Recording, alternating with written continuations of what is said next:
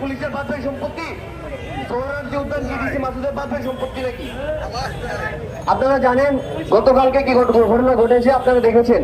তো যেটা দেখেননি, আমি একটা ঘটনা সম্পর্কে আপনাদের বলতে চাই। গত 6 তারিখ আমি ঢাকা বিশ্ববিদ্যালয়ের শিক্ষার্থী, 3য় বর্ষের শিক্ষার্থী। আমি এখানে এসেছিলাম জিডি করতে, শাহবাগ থানার ভেতরে।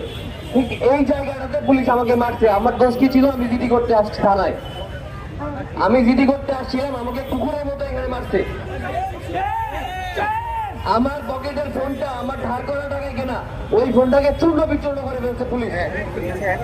ওখানে কনস্টেবল ছিল নাকি এসআই ছিল নাকি ওসি ছিল আমি জানি না, সবাই মিলে আমাকে মারছে, প্রচুর মতো মারছে।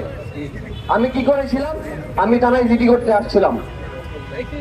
ডিসি মাসুদ সাহেবকে বলতে চাই, আর্গুমেন্ট এখনো বাকি আছে, আপনি আসেন, আর্গুমেন্ট এখনো বাকি আছে। বাংলাদেশ কারো বাপের সম্পত্তি না। বাংলাদেশ আপনার, বাংলাদেশ আমার, বাংলাদেশ সবার।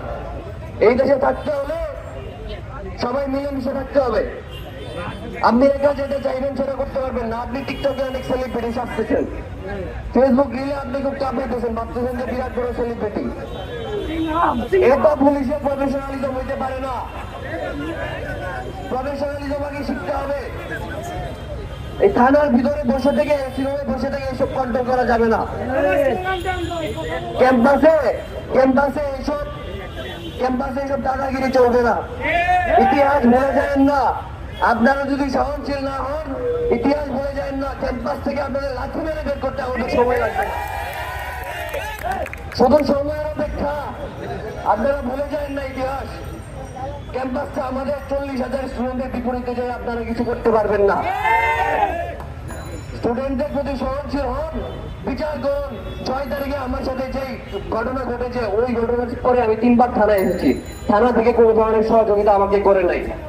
আমাকে বলছে ভেতরে সিসিটিভি আছে, শাহবাগ চত্বরে সিসিটিভি আছে, কিন্তু এখানে নাকি সিসিটিভি নাই। অথচ এই যে দেখেন 2টা সিসিটিভি দৃশ্যমান দেখা যাচ্ছে, এই সিসিটিভি সম্পর্কে ওনারা জানে না। আমাকে মারা হয়েছে, এটা সম্পর্কে ওনারা কোনো বিচার করবে না। ওনাদের কাছে নাকি সিসিটিভি নাই। আমাকে বলছে বাবা তুমি বিষয়টা মেনে নাও, আমরা কিছু করতে পারবো। এটা কি পুলিশের আচরণ হতে পারে? আমি